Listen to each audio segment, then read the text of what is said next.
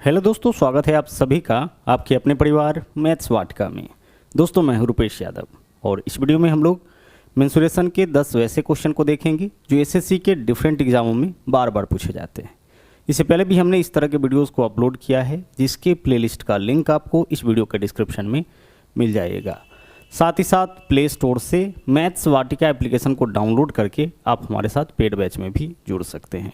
वहाँ पर आपको मिलेगा मैथ और रीजनिंग का फाउंडेशन बैच, इसके अलावा एलपी और टेक्नीशियन का मास्टर बैच जो कि अभी चल रहा है आपका लाइव फॉर्म में। तो आइए शुरू करते हैं आज के क्लास को। जैसा कि आप यहाँ पे देख रहे हैं हेडिंग मेंसुरेशन चैलेंज, यानी 10 चैलेंजिंग क्वेश्चन है मेंसुरेशन का। आप जरूर ट्राई करिएगा कि इन 10 क्वेश्चन में से कितने क्वेश्चन को आप बना पाते हैं। तो ध्यान से एक एक क्वेश्चन का कॉन्सेप्ट आप समझते हुए चलिएगा। देखिएगा पहला क्वेश्चन क्या है। यह क्वेश्चन आपका सीजीएल 2020 के पहली पाली में 6 मार्च की पहली पाली में पूछा गया था। क्वेश्चन क्या है देखिएगा। एबीसी एक समबाहु त्रिभुज है। पी क्यू और आर क्रमशः भुजा एबी बीसी और सीए का मध्य बिंदु है। यदि त्रिभुज एबीसी की भुजा की लंबाई 8 सेंटीमीटर है तो हमें बताना है इस क्वेश्चन में त्रिभुज पी क्यू आर के भुजा की लंबाई क्या होगी। यानी इस क्वेश्चन में देखिए कहना क्या चाह रहा है, त्रिभुज एबीसी जो है ना वह आपका एक समबाहु त्रिभुज है। ठीक है भाई, एबीसी एक समबाहु त्रिभुज हम बना दिए। समबाहु त्रिभुज का मतलब क्या है, तीनों भुजा का लंबाई आपस में बराबर। अब आगे बोला है कि पी क्यू और R A B B C और सी ए का मध्य बिंदु है। ए बी का मध्य बिंदु, बी सी का मध्य बिंदु और सी ए का मध्य बिंदु, तीनों भुजा का मध्य बिंदु जो है वह क्रमशः पी क्यू और आर है। यह है आपका पी, यह वाला क्यू और यह वाला आर। अगर आप इसको मिलाते हैं ना तो यहाँ भी एक आपका ट्रायंगल बनेगा। हम लोगों से इसी ट्रायंगल का क्षेत्रफल पूछा है कि इस वाले ट्रायंगल का, ट्रायंगल पी क्यू आर का क्षेत्रफल क्या होगा। तो एक चीज़ का ध्यान रखिएगा कि जब भी त्रिभुज में यानी समबाहु त्रिभुज में माध्यिकाओं को मिला करके, माध्यिका बोलते हैं भुजाओं के मध्य बिंदु को, माध्यिकाओं को मिला करके जब भी त्रिभुज समबाहु त्रिभुज में एक नया त्रिभुज बनाया जाएगा तो इस छोटे वाले त्रिभुज का जो क्षेत्रफल होगा ना वह बड़े वाले त्रिभुज के क्षेत्रफल का 1/4। तो बड़ा वाला त्रिभुज का क्षेत्रफल क्या होगा, तो बड़ा वाला त्रिभुज समबाहु त्रिभुज है तो इसका क्षेत्रफल √3/4 गुने भुजा स्क्वायर। तो बड़े वाले त्रिभुज के भुजा का माप दे रखा है 8, भुजा स्क्वायर करेंगे तो 8 का स्क्वायर कितना हो जाएगा 64। इससे क्या निकलेगा, इससे निकलेगा त्रिभुज एबीसी का क्षेत्रफल और इसी के क्षेत्रफल का 1/4 जो है वह आपका जो भीतर त्रिभुज बन रहा है उसका क्षेत्रफल हो जाएगा। काटिए, 4 चौके 16, 16 से काटेंगे 64 को 4 बार में कटेगा, 4 गुना √3 यानी 4√3। यही आपका क्या होगा, यही आपका इस वाले त्रिभुज का क्षेत्रफल हो जाएगा। ठीक है। इनकेस मान लीजिए कि भीतर वाले त्रिभुज के भुजा का माप देकर के बाहर वाला पूछा जाता तो हम क्या करते हैं, हम इसका क्षेत्रफल निकालते और इसको 4 गुना कर देंगे ना तो बड़े वाले का क्षेत्रफल निकल जाएगा। और अगर बड़ा वाला का क्षेत्रफल पता है उसको 1/4 करेंगे तो छोटे वाले त्रिभुज का क्षेत्रफल आपका निकल जाएगा। आगे बढ़िए, अगले क्वेश्चन में आइए। यहाँ देखिए नंबर 2। इस क्वेश्चन में बोला है कि 0.64 पाई वर्ग मीटर क्षेत्रफल वाले एक गोलाकार डिस्क, ठीक है, एक सर्किल है, 1.408 किलोमीटर की लंबाई तक लुढ़कती है। ठीक है, इतनी दूरी तय करती है। तो इसके द्वारा लगाए जाने वाले चक्करों की संख्या। सबसे पहले देखिए यह क्या दे रखा है, यह दे रखा है क्षेत्रफल। तो क्षेत्रफल से कंपेयर करके हम क्या निकाल सकते हैं, हम निकाल सकते हैं रेडियस। तो आप बताइए कि वृत्त का क्षेत्रफल क्या होता है। सर वृत्त का क्षेत्रफल होता है पाई आर स्क्वायर, यही तो होता है। जबकि यहाँ दे कितना रखा है, यहाँ दिया है 0.64 पाई और इसके अलावा बोला है मीटर स्क्वायर, यही तो है। अब देखिएगा यहाँ पे क्षेत्रफल के बराबर में क्षेत्रफल किए, पाई इधर भी है, पाई इधर भी है, पाई से पाई कैंसिल हो जाएगा। आर का वैल्यू क्या हो जाएगा, जब आप स्क्वायर हटाइएगा तो इस तरफ का रूट होगा तो 64 का वर्गमूल 8 हो जाएगा। 2 अंक के बाद दशमलव है तो 1 अंक के बाद मीटर स्क्वायर का वर्गमूल मीटर हो जाएगा। तो आर का वैल्यू आपका कितना आ गया 0.8 मीटर। हमें क्या बताना है कि इसके द्वारा लगाए गए चक्करों की संख्या। जब भी किसी सर्किल के द्वारा, चक्के के द्वारा लगाए गए चक्करों की संख्या आपको निकालना होगा तो आप क्या करिएगा, आप कुल दूरी में, कुल दूरी यहाँ कितना तय किया है 1.408 किलोमीटर। किलोमीटर को मीटर में बदलने के लिए हम 1000 से गुना करेंगे, यानी इतने मीटर की दूरी तय किया है। तो कुल दूरी इतना तय करने में इसे कितना चक्कर लगाना पड़ेगा, तो हम क्या करेंगे कि कुल दूरी में ना एक चक्कर में तय दूरी से भाग करेंगे। और कोई भी जो पहिया होगा वह एक चक्कर में कितना दूरी तय करता है। मान लीजिए यहाँ से शुरू किया तो ऐसे घूमेगा तो एक चक्कर होगा। तो एक चक्कर में कोई भी पहिया अपने परिधि इतनी दूरी तय करती है। तो कुल दूरी में एक चक्कर में तय दूरी से भाग करेंगे तो क्या निकलेगा, इससे आपका निकलेगा चक्करों की संख्या। तो एक चक्कर में तय दूरी क्या होगा, परिधि, परिधि होता है 2 पाई, पाई के जगह 22/7 इंटू आर का वैल्यू आपने क्या निकाला है 0.8 मीटर। यह क्या है आपका, यह है पहिए का परिधि। तो कुल दूरी में पहिए की परिधि यानी पहिए के द्वारा एक चक्कर में तय दूरी से भाग करेंगे तो चक्करों की संख्या आपका निकल जाएगा। आइए इसको सोल्व करते हैं। मीटर यहाँ भी है, यहाँ भी है, इससे यह कैंसिल आउट हो जाएगा। पॉइंट अगर हटाते हैं देखिए 1000 कैंसिल हो जाएगा क्योंकि पॉइंट 3 अंक के बाद है। पॉइंट हटाएंगे नीचे में 1000, 1000 से 1000 कैंसिल। यहाँ से अगर पॉइंट हटाते हैं तो ऊपर में 10 से गुना हो जाएगा, एक अंक के बाद दशमलव है ना, इस वजह से। अब 8 से इसको काटिए, 8 एकम 8 हो जाएगा, 6 7 8 7 56, 8 6 48। आगे देखिए 22 दूना 44 से काटेंगे इसको, कितना बार में कटेगा, 4 बार में कटेगा। बाकी जो भी वैल्यू बचा है उसको गुना करिए। यहाँ देखिए बट्टा के नीचे 7 है तो ऊपर जाके गुना होगा, तो 7 में गुना करेंगे 10 से और 4 से, तो 7 दाहीं 10, 7 दाहीं 70 और 70 चौके कितना हो जाएगा 280। चक्करों का संख्या यहाँ पे आपका हो जाएगा 280। ठीक है, एक चीज़ का हमेशा ध्यान रखिएगा कि कोई भी पहिया जो है वह एक चक्कर में अपनी परिधि इतनी दूरी तय करती है। परिधि इतनी दूरी तय करती है मतलब कितना दूरी तय करता है 2 पाई आर। तो चक्करों की संख्या जब भी आपसे पूछे कि भाई कितना चक्कर लगाया तो हम क्या करेंगे, कुल दूरी में एक चक्कर में तय दूरी से भाग करेंगे तो इससे निकल जाएगा चक्करों की संख्या।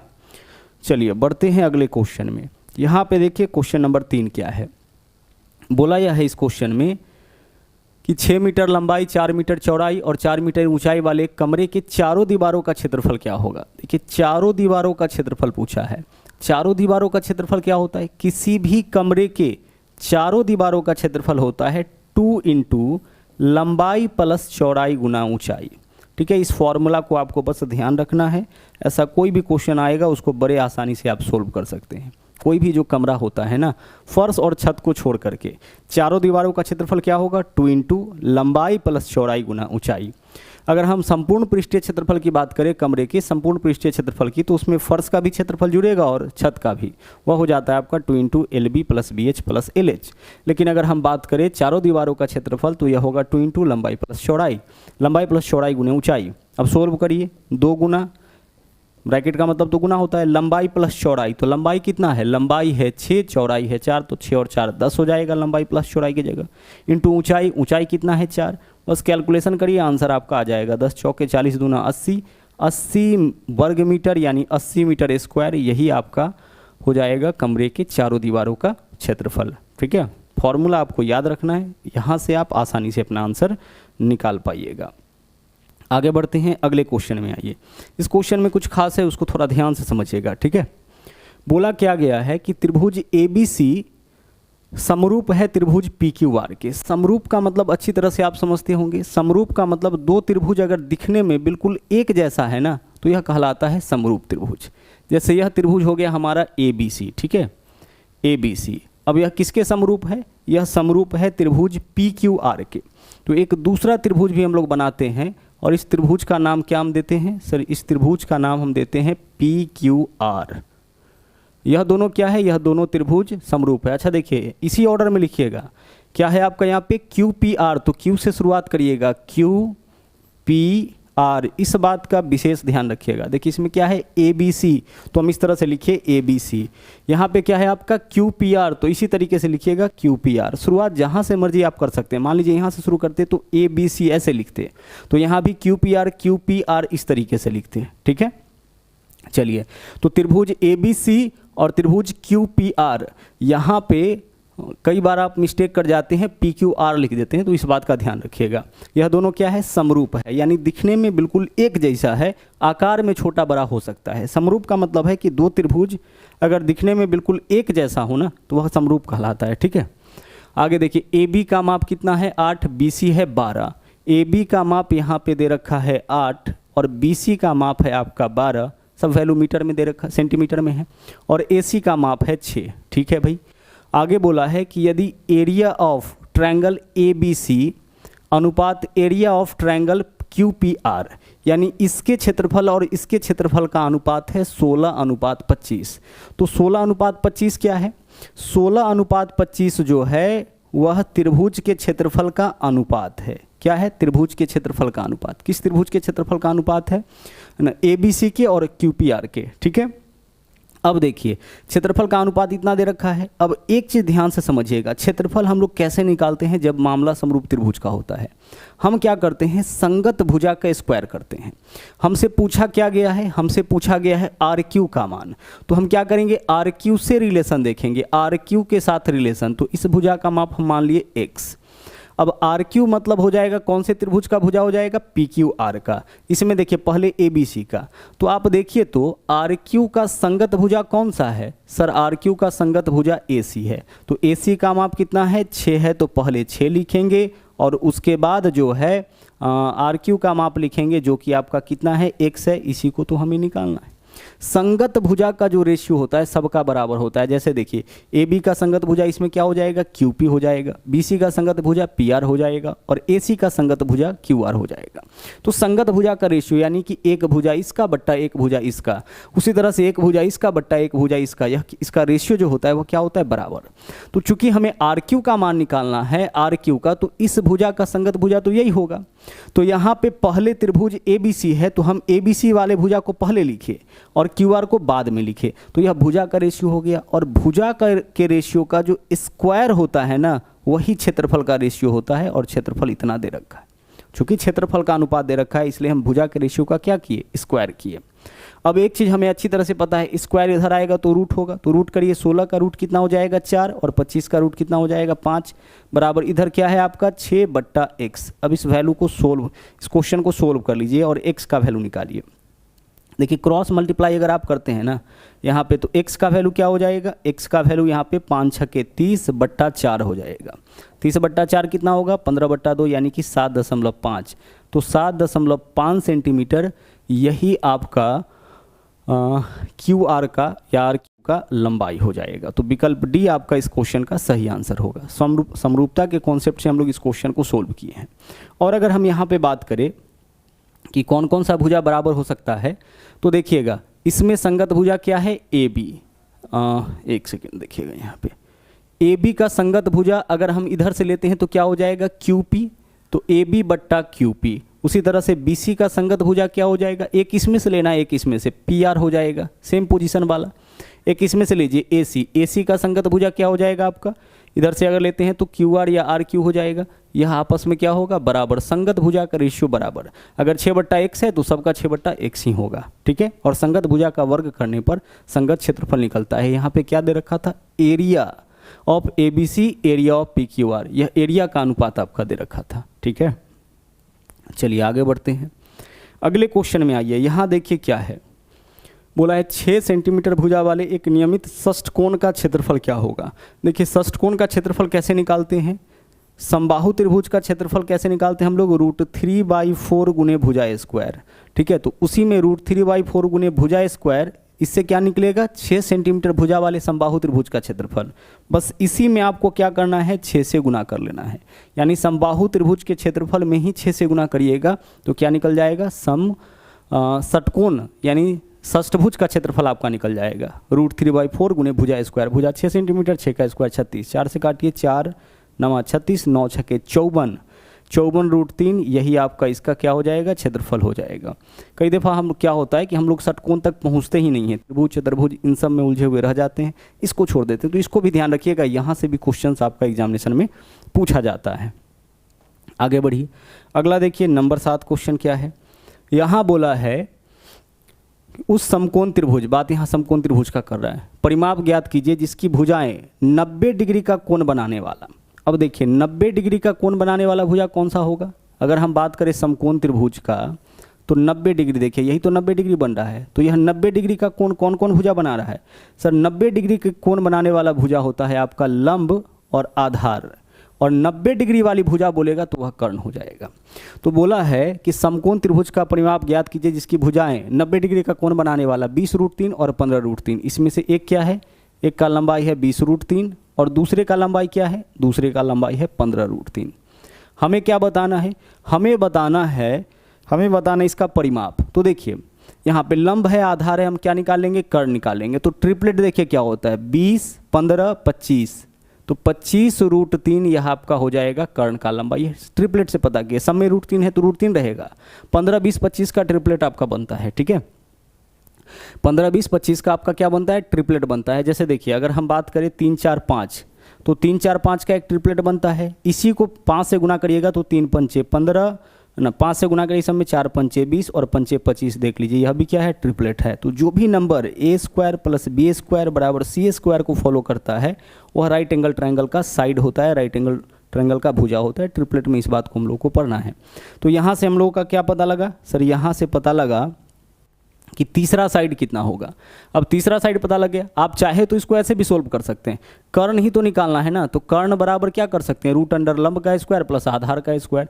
तो 20 का स्क्वायर 400, √3 का स्क्वायर 3, 4 × 1200 और 15 का स्क्वायर 225, √3 का स्क्वायर 3, कितना हो जाएगा 675, 1875 हो जाएगा। 1875 के लिए 625 गुना 3 लिखेंगे, 625 का वर्गमूल 25, 25 √3 हो जाएगा।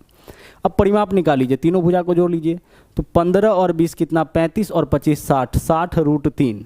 परिमाप तो ऐसे ही निकालते हैं ना, सभी भुजाओं की लंबाई का योग। तो सभी भुजा पता है, सबको जोड़ लीजिए, यही आपका परिमाप हो जाएगा। अगला देखिए यहाँ पे क्वेश्चन क्या है। बोला यह गया है कि चतुर्भुज PQRS में RM लंब है QS पर। सबसे पहले हम बनाते हैं चतुर्भुज PQRS। यह आपका क्या है, चतुर्भुज PQRS है, ठीक है। चतुर्भुज PQRS, यहाँ से लेते हैं PQR और यह वाला हो गया आपका S। आगे बोला है RM लंब है QS पे, यानी इसको मिलाना भी पड़ेगा। Q से हमें किसको मिलाना है, S को मिलाना है। Q से S को मिला दिए और P से हम मिला देते हैं Q को, यानी दोनों डायगोनल विकर्ण हम यहाँ पे खींच लिए। आगे RM लंब है QS पर। RM लंब है कहाँ पे, QS पर। QS के ऊपर, इसके ऊपर लंब है, देखिए लंब यानी बिल्कुल 90 डिग्री पर लंब है। कौन, RM। तो R तो है, यहाँ पे M ले लिए। RM लंब हो गया आपका QS पे, ठीक है भाई। और PN लंब है QS पर। और PN, चलिए यहाँ से लंब डाल दीजिए। PN लंब है किस पे, QS पे, यानी कि दो लंब खींचा गया है, एक तो R से और दूसरा P से। P से जो लंब खींचा गया है वह भी QS पे, और R से जो लंब खींचा गया है वह भी आपका QS पे खींचा गया है, ठीक है। चलिए, तो इस वाले विकर्ण की हमें आवश्यकता नहीं थी, इसके बिना भी हम लोग क्वेश्चन सोल्व कर सकते थे, ठीक है। चलिए, हो गया है तो रहने दीजिए। अब हमें क्या बताना है, PQRS का क्षेत्रफल। गौर से देखिएगा, त्रिभुज का क्षेत्रफल आप कैसे निकालते हैं, 1/2 गुने आधार गुने ऊंचाई। तो हम यहाँ से देख लीजिए, पहले निकाल लेंगे इस त्रिभुज का क्षेत्रफल, ठीक है। पहले हम क्या करेंगे, इस वाले त्रिभुज का क्षेत्रफल निकालेंगे और फिर हम इस वाले त्रिभुज का क्षेत्रफल निकालेंगे और दोनों को जोड़ लेंगे, यही आपका समचतुर्भुज का क्षेत्रफल हो जाएगा। अब इस त्रिभुज का क्षेत्रफल कैसे निकलेगा, देखिए RM का मान इस क्वेश्चन में दे रखा है 3, RM का वैल्यू कितना है, 3 है, और PN का मान कितना है, 2 है। तो इस त्रिभुज का क्षेत्रफल देखिए, इस वाले का QRS का 1/2 गुने आधार गुने ऊंचाई। आधार किसको बोलते हैं, जिसके ऊपर लंब डालते हैं। तो लंब QS के ऊपर डाला गया है और QS का मान इस क्वेश्चन में देखिए कितना दे रखा है, 6। तो 1/2 गुने आधार और ऊंचाई कितना है, 3। इससे आपका इस पार्ट का क्षेत्रफल निकल जाएगा, पहले आधे का। देखिए यह आधार हो जाएगा ना, और यह ऊंचाई हो जाएगा। जो लंब डालते हैं वही तो ऊंचाई होता है। अब इस पार्ट का क्षेत्रफल निकालिए, देखिए इसका भी क्षेत्रफल क्या होगा, 1/2 गुने आधार, आधार का मतलब कि QS का माप दे रखा है क्वेश्चन में 6, गुने ऊंचाई, ऊंचाई इसके ऊपर लंब देखिए कौन सा है, 2। तो आधार गुने ऊंचाई, दोनों का क्षेत्रफल निकल गया। बस इसको जोड़ लेंगे, इससे क्या निकल जाएगा, इससे आपका निकल जाएगा पूरे चतुर्भुज का क्षेत्रफल। 6 × 18/2, यहाँ कितना होगा वैल्यू, 9। 6 दूना 12/2 कितना होगा, 6। 9 और 6 15, यानी 15 वर्ग सेंटीमीटर, यही आपका इस चतुर्भुज का क्षेत्रफल हो जाएगा, ठीक है। कितना क्षेत्रफल हो जाएगा, 15 वर्ग सेंटीमीटर हो जाएगा। आगे बढ़ते हैं अगले क्वेश्चन में। चलिए, अगला क्वेश्चन यहाँ पे देखिए क्या है, समबाहु त्रिभुज के प्रत्येक बराबर भुजाओं की लंबाई 15 सेंटीमीटर और उन दोनों भुजाओं के बीच कोण 90 डिग्री। देखिए, समद्विबाहु त्रिभुज के दो भुजाओं के बीच कोण 90 डिग्री बन रहा है। इसका मतलब कि यह जो त्रिभुज होगा ना, वह समद्विबाहु समकोण त्रिभुज होगा, क्योंकि 90 डिग्री का कोण तभी बनेगा ना सर, 90 डिग्री का कोण तो तभी बनेगा जब समकोण त्रिभुज होगा। तो एक कोण आपका 90 डिग्री बन रहा है, मतलब समकोण त्रिभुज है, और दो भुजा बराबर भी है, और बराबर भुजा में से प्रत्येक का लंबाई 15। तो बराबर कौन हो सकता है, लंब और आधार, कर्ण तो कभी बराबर होगा ही नहीं। अब हमें क्या बताना है, हमें बताना है त्रिभुज का क्षेत्रफल। तो जब यह समकोण त्रिभुज हो गया तो इसका क्षेत्रफल 1/2 गुने लंब गुने आधार होगा। इसमें कर्ण की आवश्यकता नहीं होती है, 15 गुने 15 225, 225 बटा 2, विकल्प ए हमारा यहाँ पे आंसर हो जाएगा। हम चाहते तो इसमें कर्ण भी निकाल सकते हैं। जिस त्रिभुज का एक कोण 90 डिग्री वह समकोण होगा। दो भुजा बराबर यानी कि समद्विबाहु होगा। दो भुजा भी बराबर है, एक कोण 90 डिग्री भी है यानी कि समद्विबाहु समकोण है। इसका क्षेत्रफल कैसे निकालेंगे? 1/2 गुने लंब गुने आधार, लंब और आधार दोनों पता है। आगे चलिए, अगला क्वेश्चन देखिए क्या है। एक वर्ग और एक आयत का परिधि बराबर है, ठीक है। उनके क्षेत्रफल अगर a वर्ग मीटर है, यानी वर्ग का क्षेत्रफल a वर्ग मीटर है और आयत का क्षेत्रफल b वर्ग मीटर है, तो कथन कौन सा सही होगा? तो ध्यान रखिएगा, क्षेत्रफल अगर वर्ग का क्षेत्रफल अगर a है तो a का मान ज़्यादा हो जाएगा किससे? b से ज़्यादा हो जाएगा। तो हमारा आंसर इस क्वेश्चन का क्या होगा? हमारा आंसर इस क्वेश्चन का विकल्प सी हो जाएगा। जैसे अगर हम जब भी इस तरह का क्वेश्चन आए कि एक आयत और एक वर्ग और एक आयत का परिधि बराबर है, तो परिधि जब बराबर होगा तो क्षेत्रफल हमेशा ज़्यादा किसका होगा? वर्ग का क्षेत्रफल हमेशा ज़्यादा होगा और आयत का क्षेत्रफल कम होगा। अगर दोनों का परिधि बराबर है तो क्षेत्रफल ज़्यादा किसका होगा? वर्ग का, और कम किसका होगा? आयत का। यहाँ पे वर्ग के क्षेत्रफल को a से और आयत के क्षेत्रफल को b से दर्शाया है, यानी a का मान ज़्यादा होगा किससे? b से, ठीक है। चलिए, तो यह था आखिरी क्वेश्चन। इस वीडियो में इतना ही। और हाँ, अगर आप हमारे चैनल पर नए हैं तो इस चैनल को सब्सक्राइब जरूर करें। इसके अलावा लाइक और शेयर करते रहें।